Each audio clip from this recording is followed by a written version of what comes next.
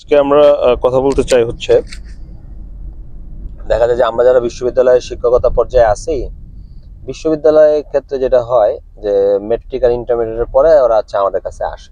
আমরা ইদানিং যে গ্যাপটা দেখতেছি সেই গ্যাপটা নিয়ে আজকে আসলে কথাবার্তা, যে এসএসসি 9, 10 এবং 11 এবং 12 এই চারটা জায়গায় আসলে আমাদের কি করার আছে, বা আমরা বিশ্ববিদ্যালয় এন্ডে কি চাই যে ছাত্ররা শিখে আসুক, যার কারণে এই নতুন নতুন যে বিশ্ববিদ্যালয়ে এসে যে সাবজেক্টগুলো পড়াশোনা করে এগুলাতে বেসিকটা ভালো হয়।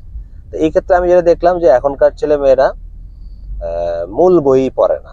এবং আমাদের সাথে কানেক্টেড আছে বাবর বাবু স্যার, উনিও দীর্ঘদিন ধরে কাজ করতেছে এই সকল বিষয় নিয়ে, এবং উনার সাথে আলোচনা করে এটা কথাবার্তাগুলো বলা যে ছাত্ররা এখন মূল বই পড়ে না। অর্থাৎ আমরা ছাত্রদেরকে বলি যে একটা বইয়ের 9, 10 বইটা যেটা আছে শুরু থেকে শেষ পর্যন্ত আমাদের কিন্তু মুখস্থ থাকতো, যে প্রমোদ চৌধুরী সম্বন্ধে যা লেখা আছে বাংলায় যদি চিন্তা করি, কাজী নজরুল ইসলাম, আমরা লেখকের পরিচিতি পড়তাম, প্রত্যেকটা জিনিস পড়তাম। এখনকার ছাত্ররা মেইন বই যদি জিজ্ঞেস করি যে এই পাতা এটাই এটা আছে কিনা, এইটাই পড়ে না। 9, 10 হোক আর ইন্টারমিডিয়েট হোক, পরবর্তীতে কি হয়, ভর্তি পরীক্ষায় কিন্তু বইয়ের বাইরে কোনো প্রশ্ন আসে না। এইগুলা হচ্ছে বিভিন্ন কোচিং সেন্টারের একটা গিমিক, তাদের ব্যবসা করানোর জন্য। বলবে যে আইআইটির প্রশ্ন আসে, তারপরে বলবে যে গিয়াসউদ্দিনের বইয়ের প্রশ্ন আসে, তারপরে বলবে যে আমার এই এমনও বলে শুনছি রাশিয়ান ভর্তি পরীক্ষার প্রশ্ন। কিন্তু বাস্তবতা হচ্ছে 10টার মধ্যে কি 10টাই এরকম প্রশ্ন থাকবে না, 9টা একটাও যদি সর্বোচ্চ থাকে 5-6 বছরের মধ্যে একটা আসে সর্বোচ্চ এরকম কঠিন, যেটা সে আনসার না করলেও সে চান্স পাবে। কথাটা হচ্ছে যে তাহলে বাকি 9টা কই থেকে আসে? বাকি 9টা আসে কিন্তু মেইন বই থেকে। অর্থাৎ একটা ছেলে 9, 10 বইটা হাতে নিয়ে যদি বলতে পারে যে এই বইয়ের প্রত্যেকটা অঙ্ক আমি র্যান্ডমলি যে কোনো একটা পেজ খুললাম এবং সেই পেজটা ওই অঙ্কটা আমি পারি, 11 নম্বর চ্যাপ্টারের 2 নম্বর অঙ্ক, উদাহরণের অঙ্ক আমি পারি, অনুশীলনের অঙ্ক আমি পারি, এইটা যখন সে বলতে পারবে এবং অঙ্কগুলো সে ন্যাচারালি তার মধ্যে আসবে, এমন হবে না যে 1 মাস পরে সে আবার ভুলে যাবে। তার মানে কনস্ট্যান্টলি প্র্যাকটিস করতে হবে। তখন সেটা ফিজিক্স হোক, কেমিস্ট্রি হোক, ম্যাথ হোক, যখন সে পারবে সে তখন ভর্তি পরীক্ষাও ভালো করবে। তাহলে আমার কি 9, 10 এবং এবার কদিন পরে মেট্রিক পরীক্ষা শুরু হবে, অনেক গার্জিয়ানরাই আমার সাথে অ্যাড আছে।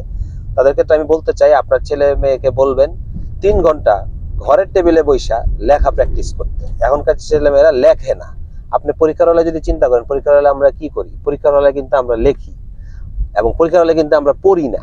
তার মানে এটা একটা বডি ক্র্যাম্প। একটা চেয়ারে বৈশা 3 ঘন্টা টানা লেখা, এই প্র্যাকটিসটা ঘর থেকেই করতে হবে। অর্থাৎ সিমুলেশন বলে এটাকে। অর্থাৎ আমরা পরীক্ষার হলটাকে ঘরেই সিমুলেশন করেন। 3 ঘন্টা ছেলে মেয়েকে রুমে বাইরে দেওয়া দরজা আটকায় বলেন তুমি বাবা লেখো, যে কোনো একটা প্রশ্ন দেওয়া বলেন তুমি লেখো, তুমি ওয়াশরুমেও যাবা না কিন্তু তুমি লেখো, যাই পারো না কেন ওইটা পইরা বইটা বন্ধ করে লিখতে হবে। তাহলে এখন কি করা যায়? প্রশ্ন ফেস করতে হবে। অবজেক্টিভ আপনি দেখবেন যে একটা প্রবন্ধ আমি যদি 10 বার পড়ি, অনেক অবজেক্টিভ আছে প্রশ্নটা দেখা যায় যে 10 বার পড়ার পরেও আসে না, কিন্তু ওই প্রশ্নটা পড়ার পরে যখন সে প্রবন্ধটা দেখবে, খাতাটা বন্ধ করে ফেলবে, ওইটা তার মনে থাকবে।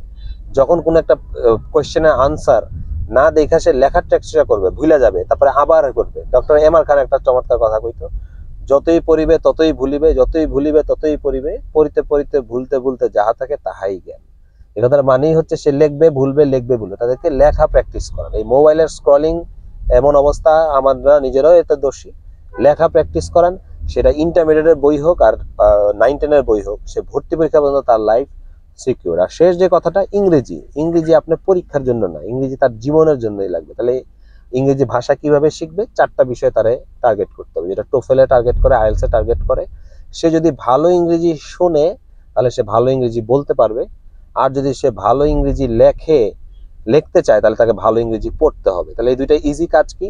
পৃথিবীর শ্রেষ্ঠ ইংরেজি মুভিগুলা ওকে দেখান 1 নাম্বার, তাহলে দেখবেন ভালো ইংরেজি সে বলতে পারে। আর প্রতিদিন ডেইলি স্টার আমাদের দেশে ভালো একটা ইংরেজি পেপার, ইংলিশটা পড়ান। পাশাপাশি টোফেল আর আইএলস এর যে বইগুলো আছে যেগুলোতে ভোকাবুলারি বিল্ড আপ হয়, এগুলো তাদেরকে এখন থেকেই দেওয়া দেন, দেখবেন তার ইংরেজিটা হয়ে যাবে। ভর্তি পরীক্ষার ডিফারেন্স ইদানিং সবচেয়ে বেশি হচ্ছে ইংরেজিতে। সো এইভাবে যদি করেন, আমি আশা করি যে মেইন বইটা সে যদি বুকে হাত দিয়ে বলতে পারে, পুরা পড়ার টেবিলে সব বই ফালাই দিবেন, যত গাইড বই আছে ফালাই দিবেন, যত কোচিং এ যত শিট আছে সব ফালাই দিবেন। ফালাই দিয়া মেইন বই 3টা রাখবেন, একটা ফিজিক্স, একটা কেমিস্ট্রি, একটা ম্যাথ, আর একটা খাতা।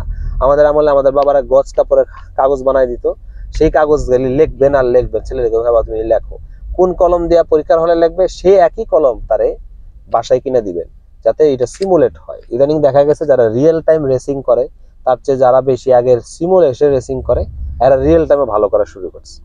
এগুলো যখন প্র্যাকটিস করবেন আশা করি ভালো হবে। আমরা তো সবসময় বিশ্ববিদ্যালয়ে পড়াশোনার চিন্তা করি, কিন্তু আমাদের মূল হাতটাই দিতে হবে ডক্টর দ্বারা প্রফেসর আব্দুর রাজ্জাকের মতে, যে হচ্ছে মূল হাতটাই আমাদেরকে দিতে হবে তার হচ্ছে এসএসসি আর এইচএসসির মধ্যে। এটা যখন তার ভালো হয়ে যাবে, আমি আশা করি যে তার আর কোনো কিছু সমাধান হবে না। আপনারা কমেন্টে জানান আপনাদের আর যদি কোনো প্রশ্ন থাকে।